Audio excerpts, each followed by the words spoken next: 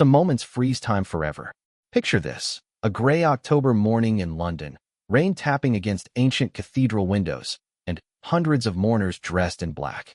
The air thick with grief, handkerchiefs dabbing at tear-stained cheeks, and the weight of a nation's sorrow pressing down on everyone present. But in this sea of heartbreak, one person wore a smile. Not just any smile, a knowing, almost triumphant curve of lips that seemed completely out of place at such a solemn occasion.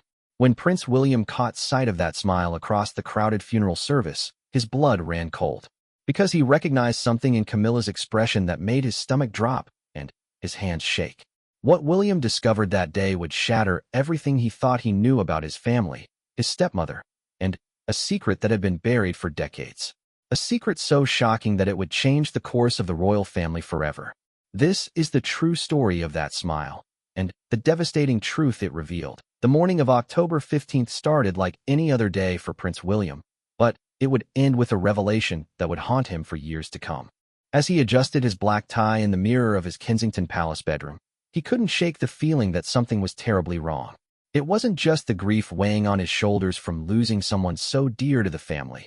It was something else, something he couldn't quite put his finger on. The funeral was for Lady Margaret Thornbury, his grandmother's oldest and most trusted friend. Margaret had been like family to the royals for over 60 years, serving as Queen Elizabeth's confidant, advisor, and keeper of secrets that could shake the very foundations of the monarchy. She had passed away peacefully in her sleep at age 92, taking with her countless stories and secrets from decades of royal service. William had known Lady Margaret since childhood. She was the woman who would sneak him extra biscuits during formal tea times, who would tell him stories about his mother Diana that no one else would share, and who always seemed to know exactly what was happening in every corner of the royal household. Her death felt like losing a piece of living history. As William made his way to Westminster Abbey, the autumn rain created a somber backdrop that matched the mood of the day. The ancient cathedral was filled with members of the royal family, government officials, and aristocrats who had known Margaret throughout her long life. The air was heavy with the scent of white lilies and the weight of collective grief. He took his designated seat in the second row, with his father King Charles and stepmother Camilla directly in front of him. Catherine sat beside him, occasionally reaching over to squeeze his hand as the service began. The Archbishop of Canterbury's voice echoed through the cathedral as he spoke about Margaret's life of service and devotion. But as the service progressed, William found himself distracted by something unusual. Every few minutes, he would catch glimpses of Camilla's profile, and there was something distinctly odd about her demeanor. While everyone around them was somber and respectful, there seemed to be an almost excited energy radiating from his stepmother. At first, William dismissed it as his imagination. Grief could play tricks on the mind, and perhaps he was reading too much into normal behavior. But as the Archbishop began reading passages that Margaret herself had selected before her death, William noticed Camilla's shoulders shake slightly. He leaned forward, assuming she was crying, ready to offer comfort to his stepmother. What he saw instead made his blood freeze. Camilla wasn't crying. She was suppressing laughter. A small, satisfied smile played at the corners of her mouth, and her eyes held a gleam that seemed completely inappropriate for such a solemn occasion. It was the look of someone who had just won a particularly satisfying victory. William sat back in his seat, his mind racing. He must be mistaken. Surely Camilla wouldn't be smiling at a funeral, especially not Margaret's funeral. But as he continued to watch carefully, the evidence became undeniable. His stepmother was not just content. She appeared to be genuinely pleased about something. The Archbishop's voice continued to drone on about Margaret's legacy of service, but William was no longer listening. He was focused entirely on trying to understand what he was witnessing. Camilla's behavior became even more puzzling when the Archbishop began reading from Margaret's personal letters, sharing stories about her decades of service to the crown. As one particular passage was read aloud, a letter Margaret had written about the importance of protecting royal secrets and maintaining the dignity of the crown, Camilla's smile widened noticeably. She even seemed to stifle a small chuckle, quickly covering it by reaching for her handkerchief and pretending to dab at her eyes. William felt a chill run down his spine. Something was very wrong here, but he couldn't understand what. Margaret had always been kind to Camilla, welcoming her into the family when she married Charles. There was no reason for his stepmother to feel anything but sadness at Margaret's passing. The service continued with hymns and prayers, but William found himself studying not just Camilla's behavior, but also trying to remember everything he knew about Margaret's relationship with his family. Margaret had been present for every major royal event for decades. She had been there when Charles married Diana, when William and Harry were born, through the divorce, and during Diana's funeral. She had witnessed the family's darkest moments and most joyous celebrations. As the congregation stood for the final hymn, William noticed something else strange. Camilla seemed to be looking around the cathedral with unusual interest, her gaze lingering on certain people in the crowd. It was almost as if she was cataloging who was present, making mental notes about the attendees. When the service concluded and the family began filing out of their pews, William found himself walking directly behind Camilla. In the quiet moments between the end of the service and their exit from the cathedral, he heard her whisper something to Charles that made his father nod solemnly. William couldn't make out the exact words, but he caught fragments. Finally, and won't have to worry anymore. Outside the cathedral, as the family gathered for the traditional post-service reception, William watched Camilla interact with other mourners. Her demeanor had shifted completely. Gone was the inappropriate joy he had witnessed during the service. Now she was the picture of appropriate grief, offering condolences and sharing fond memories of Margaret with other attendees. But William had seen what he had seen, and he couldn't shake the feeling that his stepmother was performing rather than genuinely mourning. The transformation was so complete and so sudden that it felt calculated, as if Camilla had simply switched on a different personality for public consumption. The reception was held at Clarence House, where Margaret had spent countless hours over the years visiting with the royal family. As William moved through the crowd of mourners, accepting condolences and sharing memories, he found himself increasingly preoccupied with Camilla's strange behavior at the funeral. He began to pay closer attention to conversations happening around him, hoping to find some clue that might explain what he had witnessed. Many of the guests were sharing stories about Margaret's incredible memory and her role as an unofficial historian of the royal family. Several people mentioned how Margaret had always been discreet about royal matters, never betraying confidences or sharing inappropriate details about the family's private affairs. It was during one of these conversations that William overheard something that made him stop in his tracks. An elderly duchess was speaking with another longtime family friend about Margaret's final weeks. She mentioned that Margaret had been working on organizing her personal papers and had been particularly concerned about some documents she had been keeping safe for the family. She was quite worried about what would happen to certain items after her passing, the Duchess said quietly. Margaret told me she had been the keeper of some very sensitive materials for decades, and she wasn't sure who she could trust to handle them appropriately.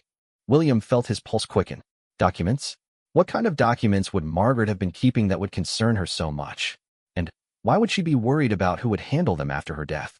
As the reception continued, William found himself searching for more information about these mysterious documents. He casually joined conversations and listened carefully to stories about Margaret's final months. A picture began to emerge of a woman who had been increasingly anxious about something related to her role as keeper of royal secrets. One particular conversation caught his attention when he heard Margaret's former secretary speaking with a family friend.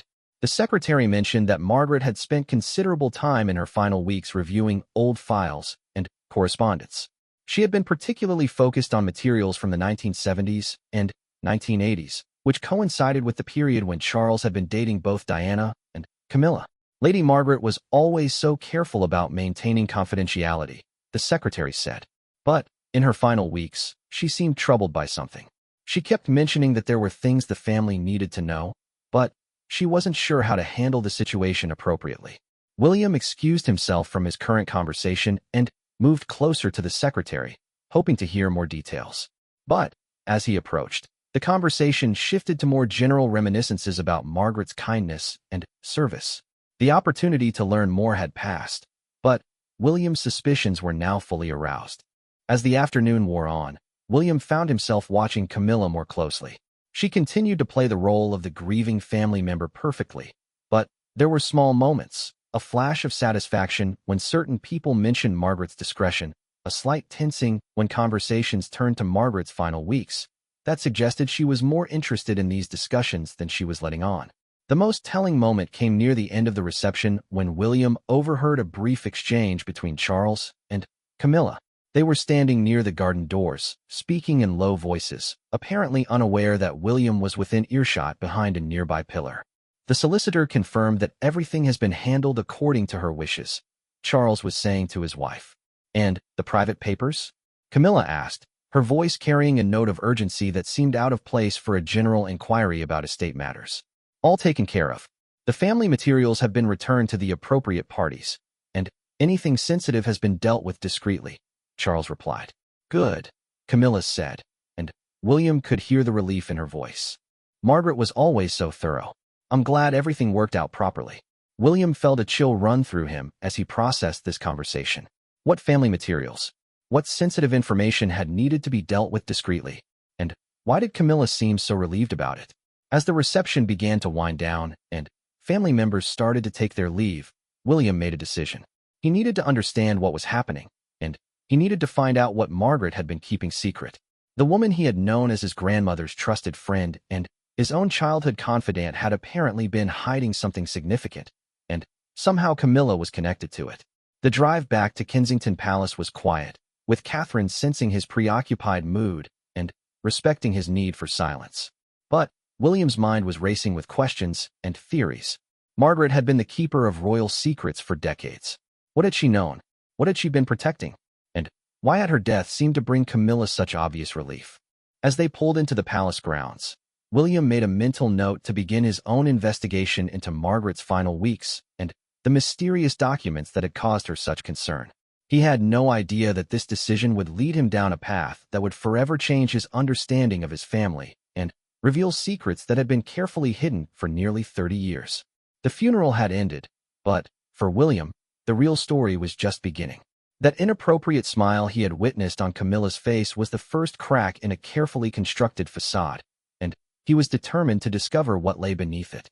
What he would find in the coming days would shock him to his core and force him to question everything he thought he knew about the woman his father had married, and the secrets she had been keeping. 3 days after Margaret's funeral, William found himself unable to concentrate on his royal duties.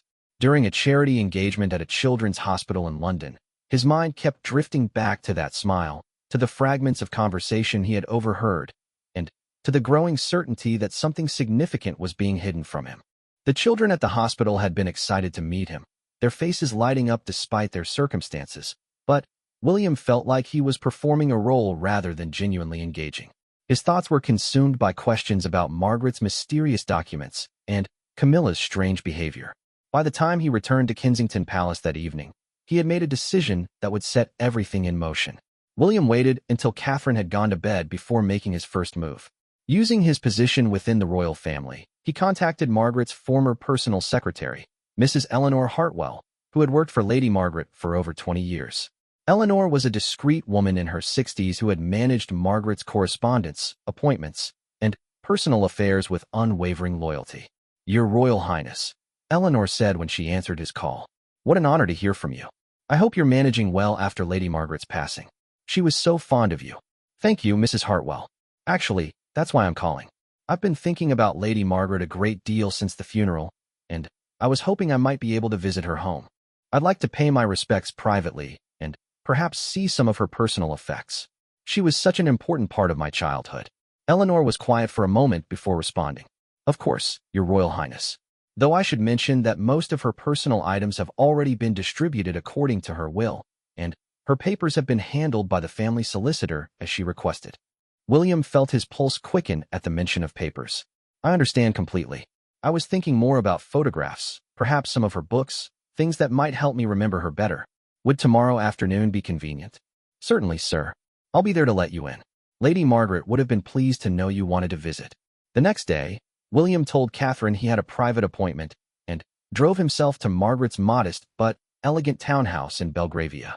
The house had been Margaret's London residence for 40 years, a place where she had entertained royalty, politicians, and aristocrats in equal measure. As Eleanor let him in through the familiar front door, William felt a wave of nostalgia mixed with determination. The house felt empty and somewhat hollow without Margaret's presence, but her personality still lingered in every carefully chosen piece of furniture and every perfectly arranged flower vase. Eleanor led him through the sitting room where he had spent countless afternoons as a child, listening to Margaret's stories about royal history and proper protocol. I've kept everything just as she left it for now, Eleanor explained. The family requested that nothing be disturbed until all the legal matters were settled. Her study is exactly as it was the morning she passed. William's interest was immediately piqued by the mention of Margaret's study. Would it be possible to see her study? I remember she had such wonderful books there, and I'd love to see where she did her writing. Eleanor hesitated for just a moment. Well, I suppose it would be all right. She did always enjoy your visits to that room when you were younger. Margaret's study was a cozy room lined with floor-to-ceiling bookshelves, dominated by an antique mahogany desk that had belonged to her grandfather. William remembered sitting in the chair across from that desk as a boy, watching Margaret work on her correspondence with careful precision. Now the desk was clear except for a few pieces of everyday stationery and a small stack of condolence cards. As Eleanor busied herself in another part of the house, William began to carefully examine the study. The bookshelves contained exactly what he remembered: volumes of British history, biographies of royal figures, classic literature, and several decades' worth of bound journals that Margaret had kept meticulously. But something felt different about the room, as if it had been carefully organized or cleaned beyond its usual immaculate state. William ran his fingers along the book spines, looking for anything that seemed out of place or recently disturbed. It was then that he noticed something odd about one section of the bookshelf behind Margaret's desk. Several volumes of what appeared to be historical biographies were sitting slightly forward from the other books, as if they had been recently removed and hastily replaced. Glancing toward the doorway to ensure Eleanor was still occupied elsewhere, William carefully pulled out one of the displaced volumes. It was a biography of Queen Victoria, but, as he opened it, he discovered it wasn't a book at all. The pages had been carefully cut out to create a hidden compartment, and inside was a small brass key. William's heart began to race as he examined the key. It was old and ornate, clearly designed for something more substantial than a simple lockbox. He quickly but carefully checked the other displaced books and found two more hollowed-out volumes, but these were empty. Whatever they had contained had already been removed. "Your Royal Highness?" Eleanor's voice called from the hallway. "Would you like some tea? I've put the kettle on." William quickly replaced the books and slipped the key into his jacket pocket. "That would be lovely. Thank you, Mrs. Hartwell." As Eleanor prepared tea in Margaret's kitchen, William casually brought up the topic that had been consuming his thoughts. "Mrs. Hartwell, you mentioned that Lady Margaret's papers had been handled by her solicitor. I was wondering about her personal correspondence and journals. I know she was always such a careful record keeper." Eleanor paused in her tea preparation, and William noticed a slight tension in her shoulders. Yes, Lady Margaret was very particular about her papers. She spent considerable time in her final weeks organizing everything. Her solicitor, Mr. Pemberton, collected several boxes of materials the day after she passed. "Family business," he said. "Family business?" "Yes, sir. Lady Margaret had been holding certain documents for various members of the royal family over the years. Letters, photographs, that sort of thing. She felt it was important to return them to the appropriate parties after her death, rather than leave them for others to sort through." William felt a chill run down his spine. "Do you happen to know which family members these documents concerned?" Eleanor's discomfort became more apparent. "I wouldn't presume to know the details, Your Royal Highness. Lady Margaret was always very discreet about such matters. But I do know she was particularly concerned about some materials from the 1970s and 1980s. She mentioned several times that there were things that needed to be handled carefully to protect certain people's privacy." The time period Eleanor mentioned made William's suspicions crystallize. The 1970s and 1980s were exactly when his father had been involved with both his mother Diana and Camilla. What kind of materials from that time would have needed such careful handling? "Did Mr. Pemberton collect everything?" William asked, trying to keep his voice casual. "Well, not quite everything," Eleanor admitted reluctantly. "Lady Margaret had a private safe in her bedroom that she always handled personally. She never gave me the combination, and she made it quite clear that its contents were not to be discussed with anyone. Mr. Pemberton didn't have access to that safe." William felt his pulse quicken. A private safe that even Margaret's trusted secretary couldn't access. The key in his pocket suddenly felt heavy with possibility. "Would it be possible for me to see her bedroom?" William asked. "I'd like to pay my respects there as well." Eleanor looked uncomfortable, but couldn't refuse a royal request. "Of course, Your Royal Highness." Margaret's bedroom was elegant and serene, decorated in soft blues and creams with family photographs and personal mementos scattered throughout. But William's attention was immediately drawn to a large Victorian armoire standing against one wall. It was an impressive piece of furniture, easily 6 feet tall and ornately carved, but what caught his attention was the small brass keyhole visible on one of the doors near the bottom. Eleanor remained in the doorway, clearly uncomfortable with the situation but unsure how to excuse herself without seeming rude. William needed to find a way to be alone with the armoire and the key he had found. "Mrs. Hartwell, would it be too much trouble to ask for some of those biscuits Lady Margaret used to serve? The ones with the lemon cream filling? I know it's sentimental, but they always remind me of our afternoon teas." Eleanor's face brightened with the opportunity to do something helpful. Of course, Lady Margaret always kept those biscuits specially ordered from Fortnum and Mason. I believe there are still some in the kitchen pantry. I'll fetch them immediately. As soon as Eleanor's footsteps faded down the hallway, William moved quickly to the armoire. His hands were shaking slightly as he pulled the brass key from his pocket and inserted it into the small keyhole. It fit perfectly, and with a quiet click, the lower compartment of the armoire opened to reveal a small but substantial safe built into the furniture itself. The safe door swung open easily, revealing several manila folders, a small wooden box, and what appeared to be several rolls of photographic film. William's heart was pounding as he quickly examined the contents, knowing that Eleanor would return soon with the biscuits. The first folder was labeled simply 1979 to 1983 in Margaret's careful handwriting.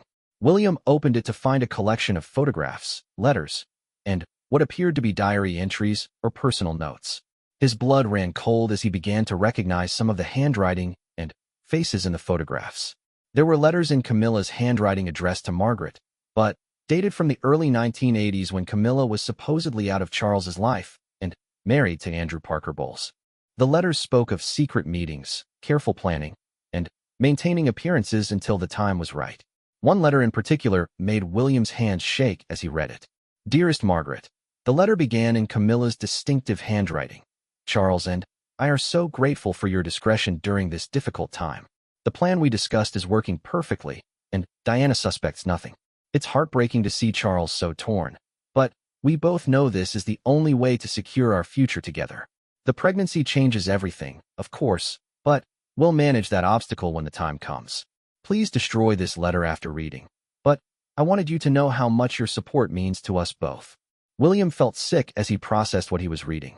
This letter was dated 6 months after Charles and Diana's wedding, and it clearly indicated that Charles and Camilla had been planning something together while his father was supposedly happily married to his mother. Footsteps on the stairs indicated Eleanor's return.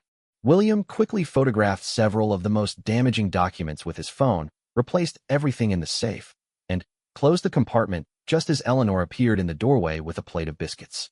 "Here we are, Your Royal Highness. Lady Margaret would be so pleased to know you remembered these."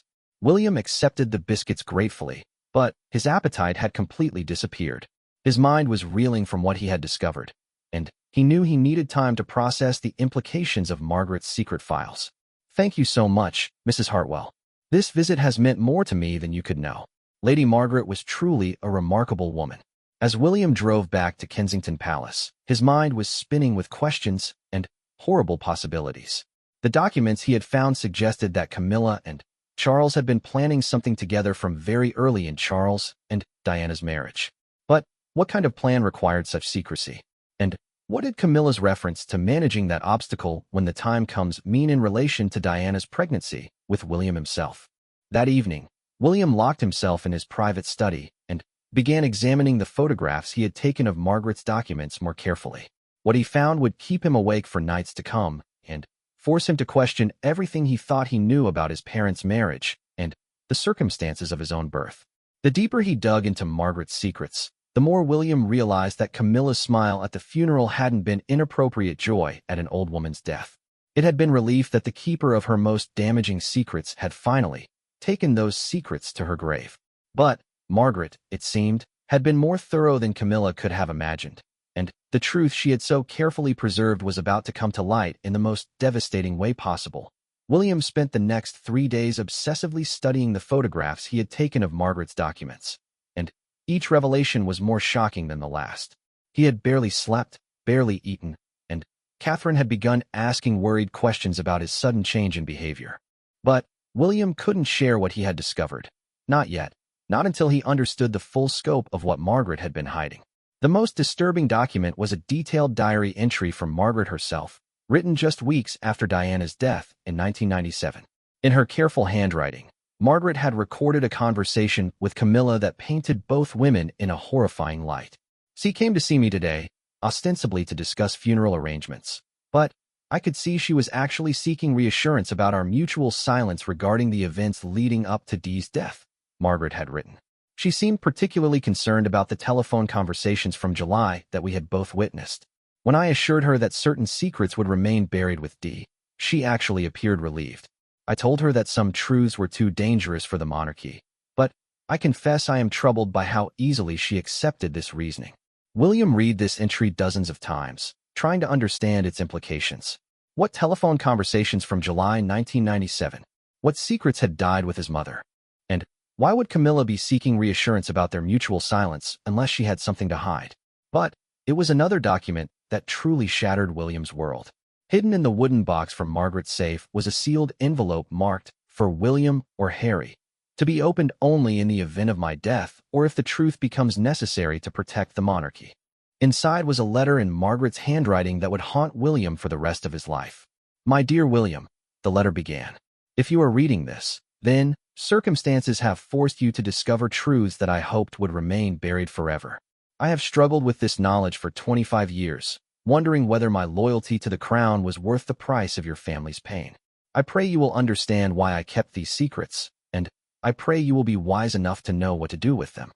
Your mother Diana discovered the full extent of your father and Camilla's deception in July 1997, just weeks before her death. She had obtained proof that their affair had never truly ended, that her marriage had been orchestrated to provide Charles with an acceptable heir while Camilla waited in the wings. But Diana had discovered something far worse than a simple affair. She had found evidence that Camilla had been actively sabotaging her marriage from the very beginning, feeding information about Diana's private struggles to the press, and deliberately undermining her confidence and mental health. The night before Diana left for Paris, she called me in distress. She had confronted Charles with her evidence, and he had admitted everything. More devastatingly, she had learned that there were documents proving Camilla had been planning to eliminate Diana as an obstacle to her future with Charles. Not physically, you must understand, but through a carefully orchestrated campaign to destroy Diana's reputation and mental stability to the point where she would either leave the royal family voluntarily or be forced out. Diana told me she had copies of letters between Charles and Camilla from 1996 discussing the Diana problem and various strategies for managing her exit from royal life. These letters detailed how they had been feeding information to certain journalists, how they had been working to isolate Diana from her friends and supporters within the palace, and how they had been deliberately undermining her relationship with you boys by suggesting she was mentally unstable. Your mother was devastated, but also angry in a way I had never seen before. She told me she was going to expose everything when she returned from Paris. She said she had hidden copies of all the evidence where Camilla would never find them, and she was prepared to destroy Charles's reputation and future to protect you and Harry from the people who had destroyed her life. Diana never got the chance to expose the truth. After her death, Charles and Camilla approached me separately, both asking about whether Diana had shared any sensitive information with me before her departure. I realized they were terrified that Diana had revealed their conspiracy to someone who might act on her behalf. I made the decision to tell them I knew nothing, but I secretly recovered the evidence Diana had hidden and kept it safe, waiting for the right moment to reveal the truth. William, I am giving you this burden because you are strong enough to handle it and wise enough to know what must be done. Your stepmother is not the woman she pretends to be. She orchestrated the destruction of your parents' marriage with calculated precision, and she has spent 25 years covering her tracks. Your mother's death may have been an accident, but Camilla's campaign to drive her away from you and Harry was absolutely deliberate. In the remaining documents in my safe, you will find copies of the letters Diana discovered, photographs of meetings between Charles and certain journalists who published negative stories about Diana, and evidence of payments made to palace staff who provided information about Diana's private life. You will also find recordings of telephone conversations between Charles and Camilla from 1996 and 1997 that Diana managed to obtain before her death. I leave it to your judgment whether this information should ever see the light of day. But you deserve to know the truth about what was done to your mother, and why the woman who helped destroy her life has been smiling at her grave for 25 years. All my love and support, Margaret. William sat in stunned silence after reading Margaret's letter, his hands shaking so badly he could barely hold the paper. The implications of what he had learned were staggering. Camilla hadn't just been having an affair with his father. She had actively participated in a campaign to psychologically torture his mother to the point where Diana would remove herself from their lives. With trembling fingers, William examined the remaining contents of Margaret's safe through the photographs he had taken. There were indeed copies of letters between Charles and Camilla that were devastating in their callousness. One letter from Camilla to Charles, dated 3 months before Diana's death, was particularly chilling. "My darling C," it read, "I think our patience is finally paying off. Our friends in the press tell me that D is becoming increasingly unstable and isolated. The stories about her paranoia and depression are starting to stick, and people are beginning to question her fitness as a mother and royal. I know this has been difficult for you, but we agreed that sometimes difficult decisions must be made for the greater good. Once she removes herself from the picture, and I believe she will, given her current state of mind, we can finally be together openly. The boys will be better off without her constant dramatics, and you'll be free to be the king you were meant to be." William felt physically sick as he read these words. The casual way Camilla discussed his mother's deteriorating mental state, the calculated manipulation, the complete lack of empathy, it painted a picture of a woman who was capable of truly monstrous behavior. But the most damaging evidence was yet to come. Among Margaret's documents were transcripts of recorded telephone conversations between Charles and Camilla from the summer of 1997. In one particularly devastating exchange from July 15, 1997, just weeks before Diana's death, Charles and Camilla discussed their fear that Diana was becoming too dangerous and needed to be handled more aggressively. "She's getting too close to the truth," Camilla's voice had said according to the transcript. "If she keeps digging, she's going to find things that could destroy us both. We may need to accelerate our timeline." "What are you suggesting?" Charles had replied. "I'm suggesting that Diana has become a liability that we can't afford to ignore much longer. She's talking about exposing everything, Charles. Everything. Our entire plan, the way we've been working together all these years, the arrangements we've made with certain people in the press, all of it. If she goes public with what she knows, it won't just destroy our future together. It could bring down the entire monarchy. So what do you propose we do? I think it's time we stop being subtle about encouraging her to leave royal life. We have friends who could make her existence here so unbearable that she'll have no choice but to remove herself from the picture entirely. It would be for the best, really. She's clearly not suited for this life, and the boys would be much better off without her constant instability." William had to stop reading as waves of nausea overcame him. The woman his father had married, the woman who had been part of his life for over 20 years, had actively plotted to drive his mother away from her own children. The casual cruelty of her words, the calculated nature of their conspiracy, the complete absence of any remorse or empathy, it was beyond anything William had ever imagined possible.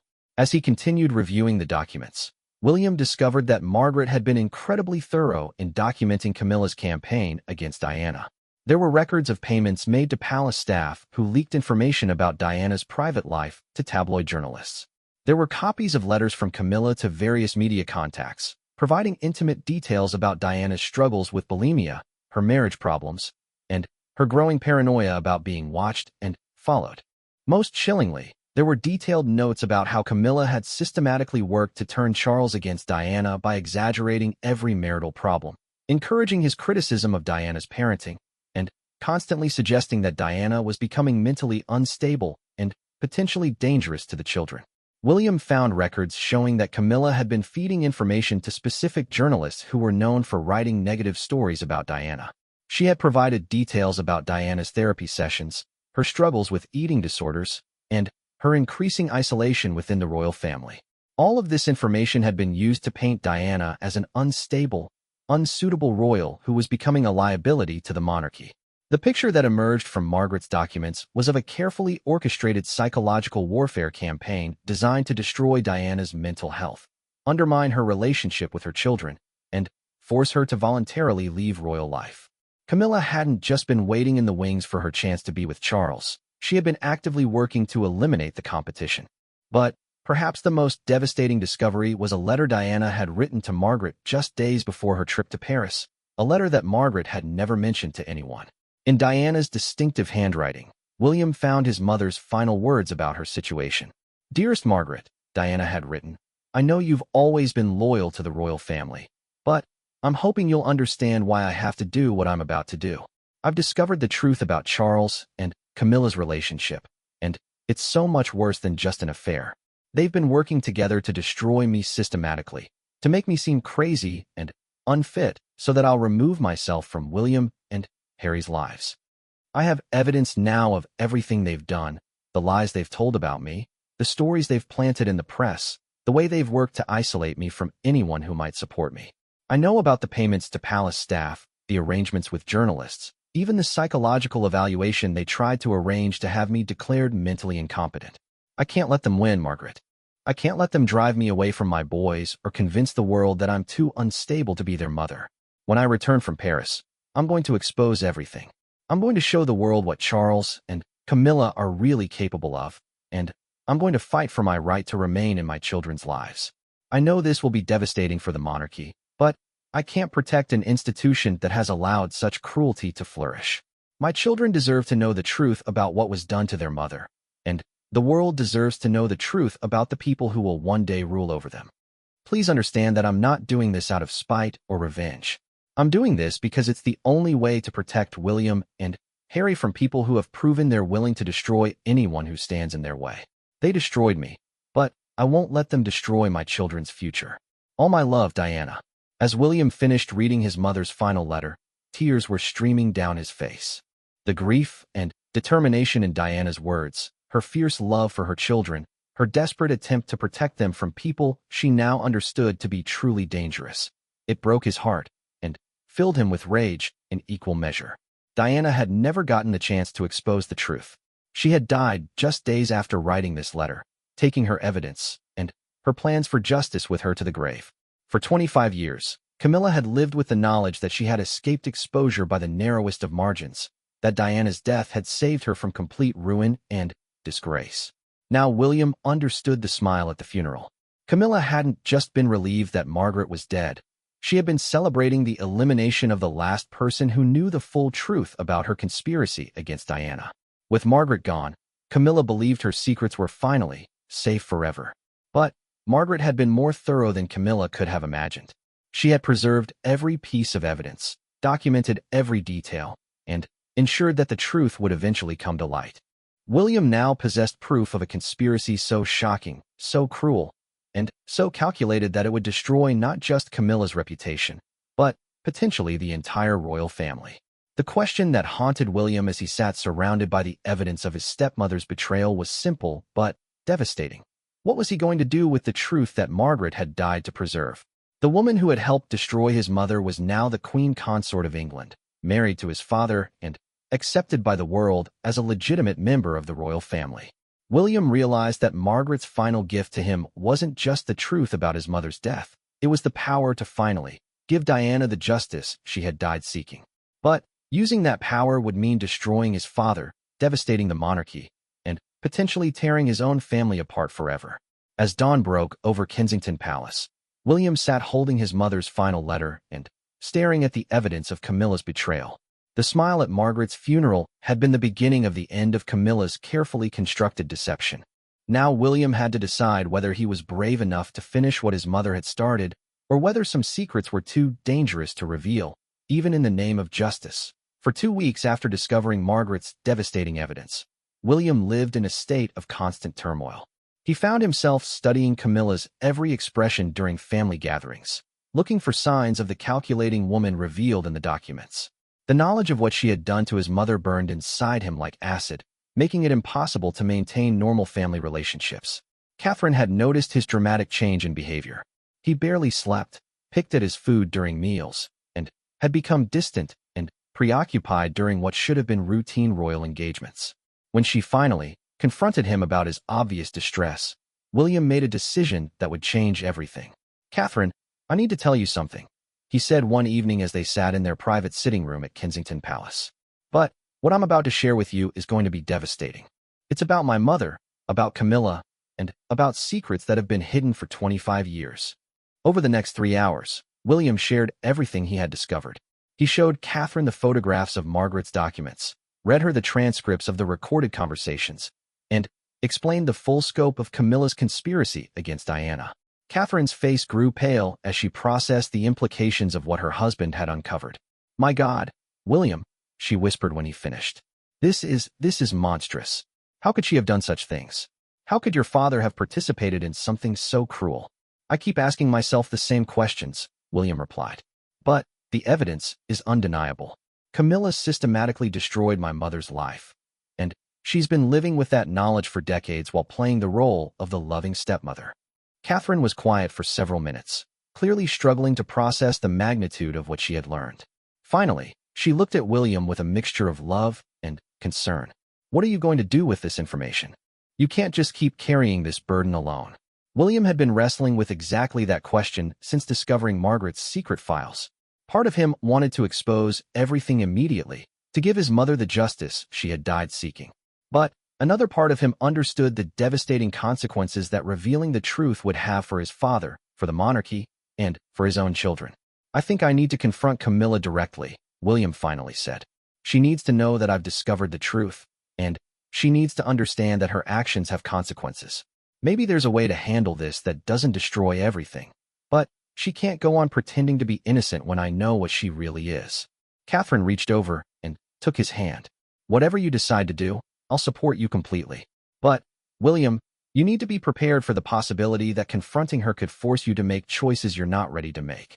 If she knows you have this evidence, she might try to force your hand in ways you haven't considered." William knew Catherine was right, but he also knew he couldn't continue living with the knowledge of Camilla's betrayal without confronting her directly. The woman had spent 25 years benefiting from his mother's death while maintaining the pretense of innocence. It was time for that charade to end. 3 days later, William requested a private meeting with Camilla under the guise of discussing a family charity event. They met at Clarence's house, in the same sitting room where William had attended countless family gatherings over the years.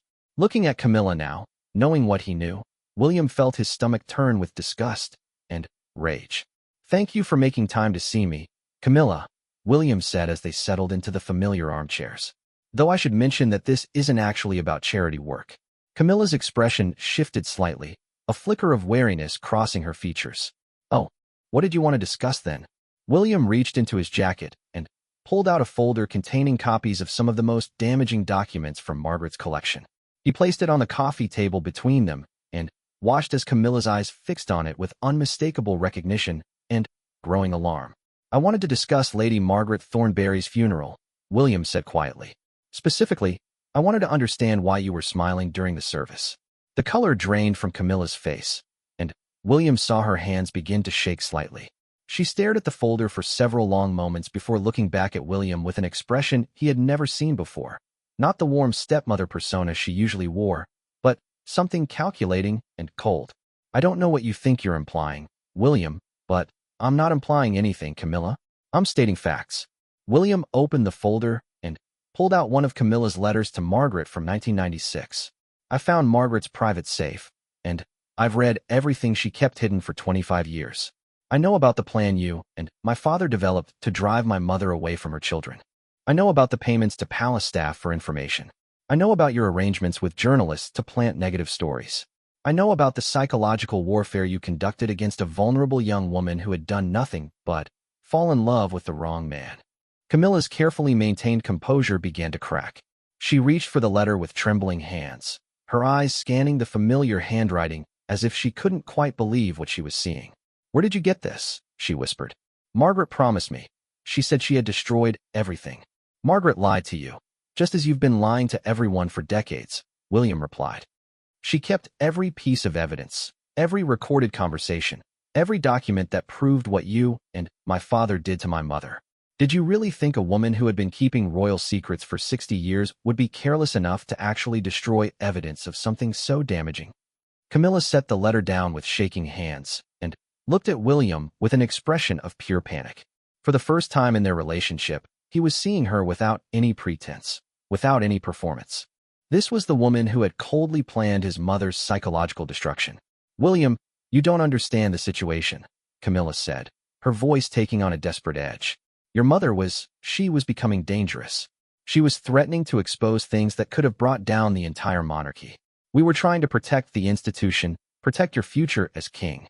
William felt rage boil up inside him at her words. "You were protecting yourselves. You destroyed my mother's mental health, isolated her from everyone who loved her, and drove her to the edge of a breakdown because she was inconvenient to your plans. Don't you dare try to justify what you did as protection."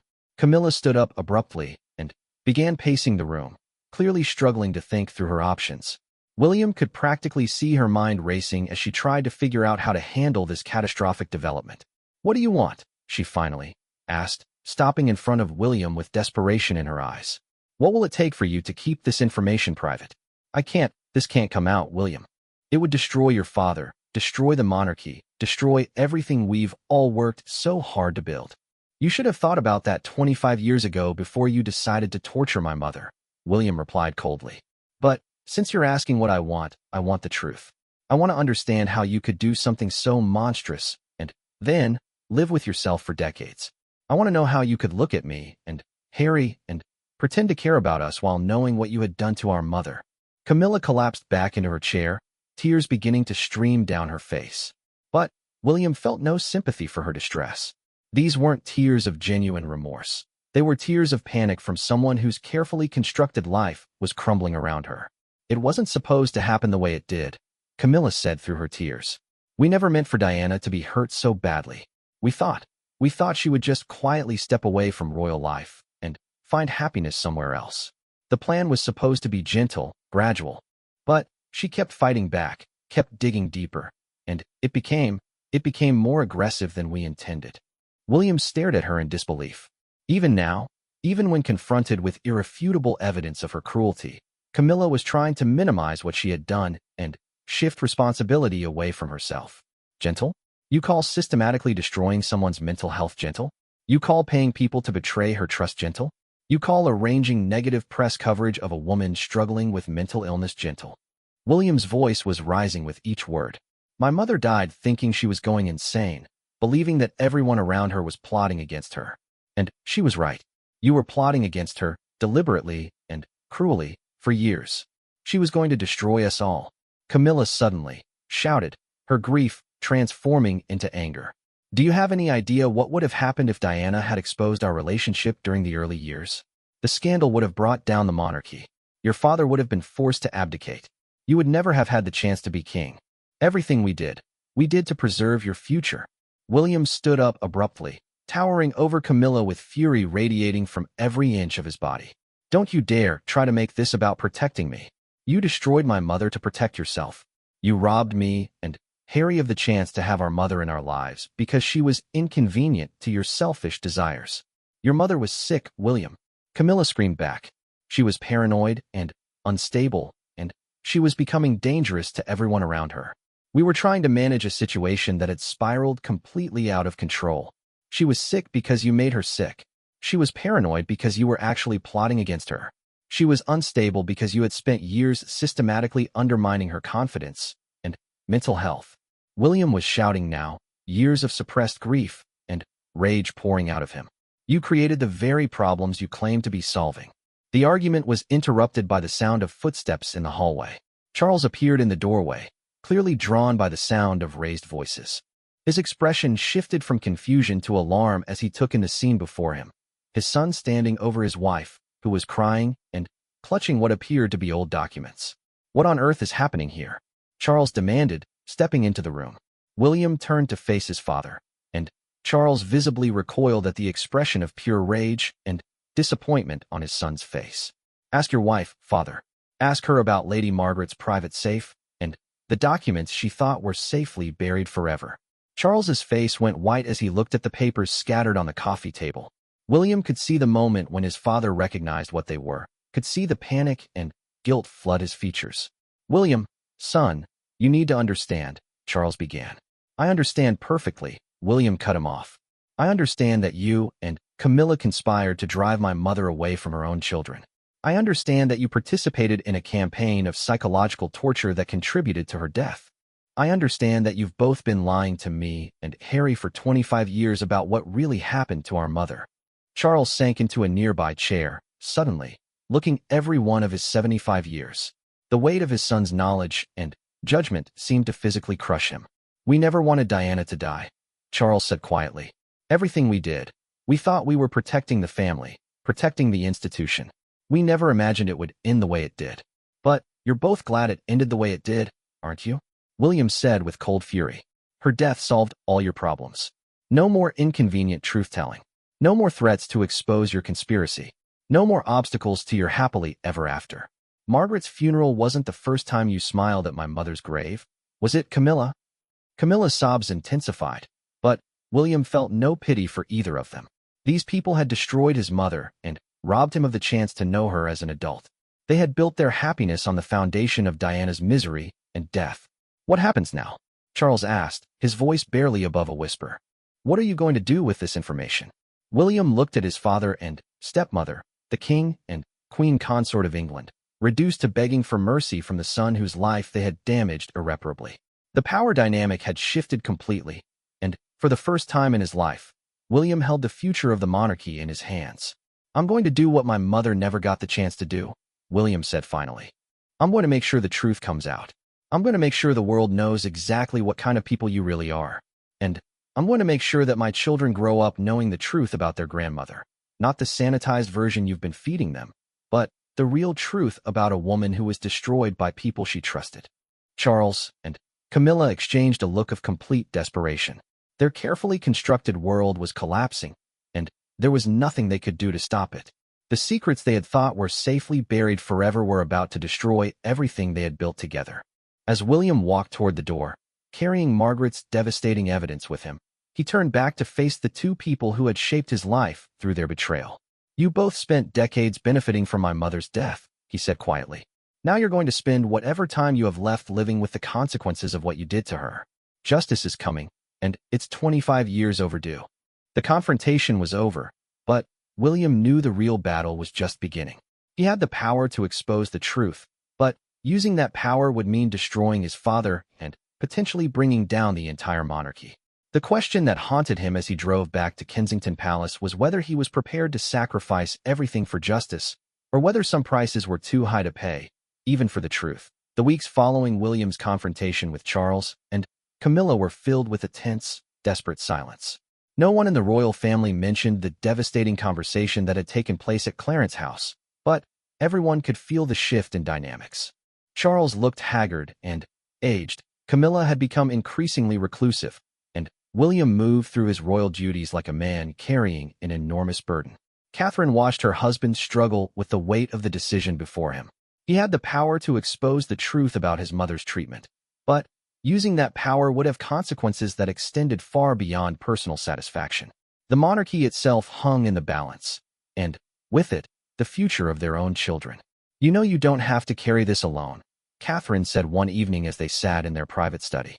William had been staring at Margaret's documents for hours, reading and rereading the evidence of Camilla's betrayal. Whatever you decide, we'll face the consequences together. William looked up at his wife with eyes that held years of accumulated pain. How do I choose between justice for my mother and the future of the institution I'm meant to inherit? How do I weigh her suffering against the stability of the monarchy? How do I decide whether my children should grow up knowing their grandfather as a king or as a man who helped drive their grandmother to her death? Before Catherine could respond, William's phone rang. The caller ID showed Harry's name, and William felt his stomach tighten. He hadn't spoken to his brother since making his discoveries, unsure how to share information that would devastate Harry just as much as it had devastated him. Hello, Harry, William answered, trying to keep his voice steady. We need to talk, Harry said without preamble. Something's going on with Dad and Camilla, and I think it has to do with you. Can you meet me tomorrow? William closed his eyes, knowing that the moment he had been dreading had arrived.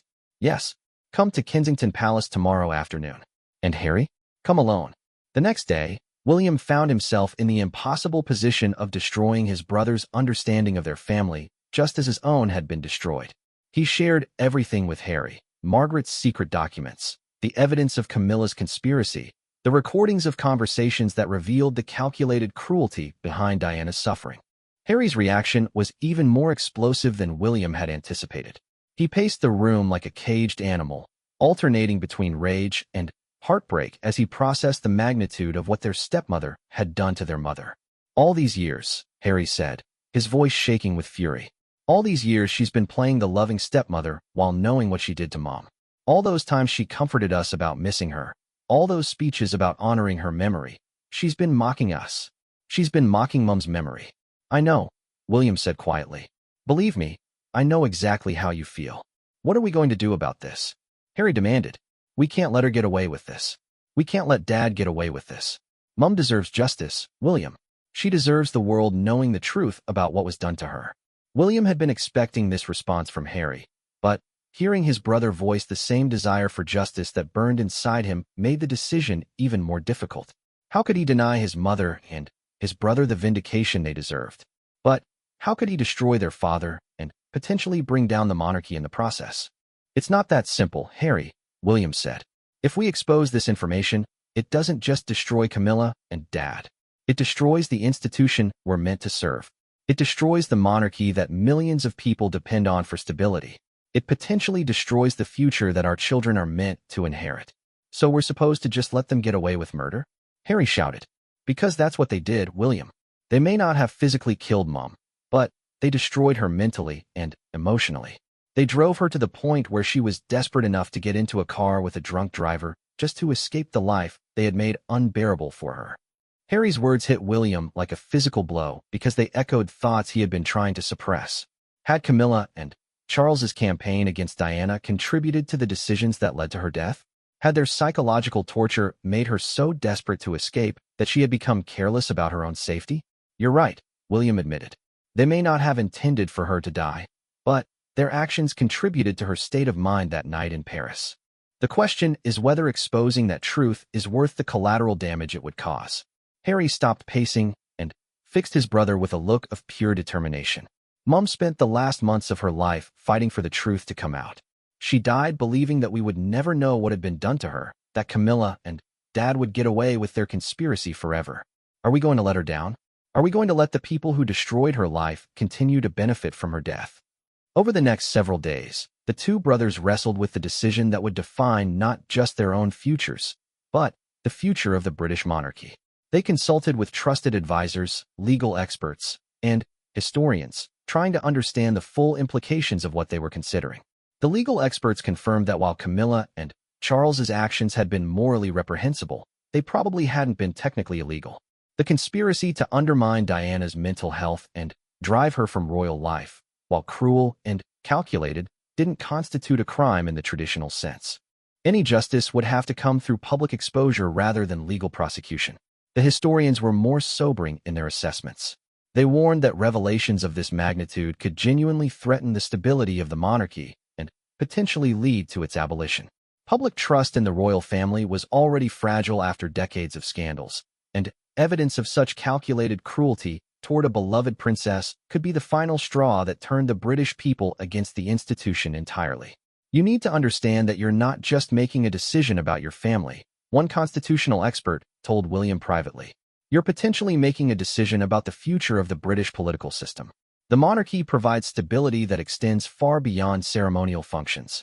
If the institution collapses, the consequences could be felt throughout the Commonwealth and potentially destabilize governments around the world. But even as William wrestled with these broader implications, he found himself haunted by more personal considerations. Late at night, he would read his mother's final letter to Margaret and feel the weight of her trust and hope. Diana had believed that her sons would one day learn the truth and fight for the justice she had been denied. The decision was finally forced when Charles requested a private meeting with both of his sons.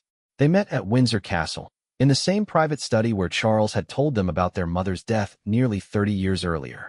The parallel was not lost on any of them. Charles looked like he had aged a decade in the weeks since William's confrontation with Camilla. His face was drawn, his eyes were red-rimmed, and he carried himself like a man who had already accepted defeat. I know what you're both thinking, Charles began without preamble. I know how you must see me now, and I know that nothing I say can undo what was done. But I need you to understand that everything we did, we thought we were protecting the family. We thought we were preserving the institution that you would one day inherit. You thought you were protecting yourselves, Harry said coldly. Don't insult us by pretending this was about anything other than your own selfish desires. Charles flinched at his younger son's words, but didn't dispute them. You're right. We were protecting ourselves. But we were also trying to protect something bigger than ourselves. The monarchy, the stability it provides, the future that belongs to your children. The future you nearly destroyed with your cruelty toward our mother, William said quietly. The institution you claimed to have been protecting was nearly brought down by your own actions. If Mum had lived to expose what you did, the monarchy would have ended 25 years ago. I know, Charles admitted, his voice barely audible. I've lived with that knowledge every day since she died.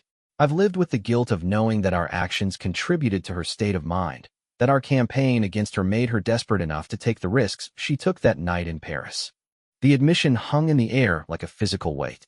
For the first time, their father had acknowledged not just what he had done, but the role it had played in Diana's death. It was the closest thing to a confession any of them would ever get. So what happens now? Charles asked, looking at his sons with desperate hope. What do you intend to do with Margaret's documents? William and Harry exchanged a look that communicated volumes. They had discussed this moment dozens of times, weighing every possible outcome and consequence. The decision they had reached was not easy, but it was one they could both live with. We're going to give you a choice, Dad, Harry said finally. The same choice you and Camilla never gave our mother. You can step down from the throne voluntarily, citing health concerns or personal reasons. You can spend your remaining years living quietly, away from public life, knowing that the truth about what you did is known but not exposed. Or we can release Margaret's documents and let the world judge for themselves what kind of man has been ruling over them. Charles's face went completely white at his son's ultimatum.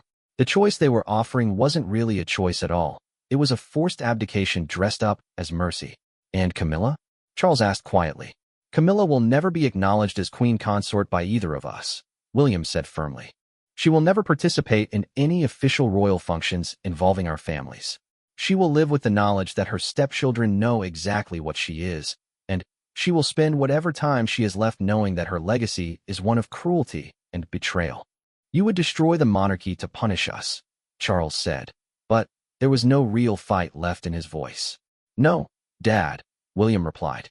You destroyed the monarchy when you chose cruelty over compassion, when you chose Camilla over your own children, when you chose to torture the mother of your heirs rather than deal with your situation honestly. We're just giving you the opportunity to end your reign with whatever dignity you have left. Charles was quiet for several long minutes, staring out the window at the Windsor grounds where he had played as a child and raised his own children. Finally, he turned back to William and Harry with resignation written across his face. How long do I have to decide? 1 week, Harry said. After that, we go public with everything. And if I abdicate? If I step down voluntarily? The documents remain private. The documents remain private, William confirmed. But understand this. We will never forget what you did to our mother. We will never forgive Camilla for the cruelty she showed to a vulnerable young woman. And we will never allow either of you to rewrite history or portray yourselves as anything other than what you are. As William and Harry left Windsor Castle that day, they knew they had crossed a line from which there could be no return. Their relationship with their father was forever changed, built now on ultimatum rather than love, maintained through necessity rather than genuine affection. 6 days later, Charles announced his intention to abdicate the throne, citing ongoing health concerns and a desire to spend his remaining years in private reflection. The announcement shocked the nation and the world, but Charles handled the transition with the dignity that had been so notably absent from his treatment of Diana decades earlier. William became king at the age of 44, taking the throne under circumstances he had never imagined. At his coronation, there was an empty chair where the Queen Mother would traditionally sit. Camilla had been quietly excluded from all official ceremonies, her title stripped away as part of the arrangement that kept Margaret's secrets buried. In his first speech as king, William spoke about the importance of truth, compassion, and protecting those who could not protect themselves. He established a new royal foundation dedicated to supporting victims of psychological abuse, and made his first official act as monarch a visit to a memorial garden dedicated to his mother's charitable work. But perhaps the most significant moment came during his private meeting with Margaret's former secretary, Mrs. Eleanor Hartwell. William personally returned all of Margaret's documents to Eleanor, asking her to ensure they were properly preserved for historical purposes while remaining sealed for 50 years. Lady Margaret would be proud of the choice you made, Eleanor told him as she accepted the documents. She always said that true justice wasn't about revenge. It was about ensuring that the truth was known by those who needed to know it, and that those responsible faced appropriate consequences for their actions. As William began his reign, he carried with him the weight of the secrets he had chosen not to reveal and the justice he had chosen to pursue privately rather than publicly. Camilla lived out her remaining years in quiet obscurity, never again acknowledged by her stepchildren, and carrying the burden of knowing that her cruelest secrets were known and judged by the people she had wronged most deeply. The smile that William had witnessed at Margaret's funeral had indeed been the beginning of the end for Camilla's carefully constructed deception. But instead of the public destruction that such revelations might have caused, William and Harry had chosen a quieter form of justice, one that honored their mother's memory while preserving the institution she had died trying to protect. In the end, the truth had come to light exactly as Margaret had intended, not as a weapon of mass destruction, but as a tool of quiet justice wielded by those with the wisdom to use it appropriately. Diana's sons had finally given her the vindication she had sought, while ensuring that her grandchildren would inherit a monarchy cleansed of the corruption that had destroyed their grandmother's life. The price of truth, William learned, was not always public vindication. Sometimes it was the quiet satisfaction of knowing that justice had been served, that consequences had been faced, and that the guilty could never again hide behind the pretense of innocence. And sometimes that was enough.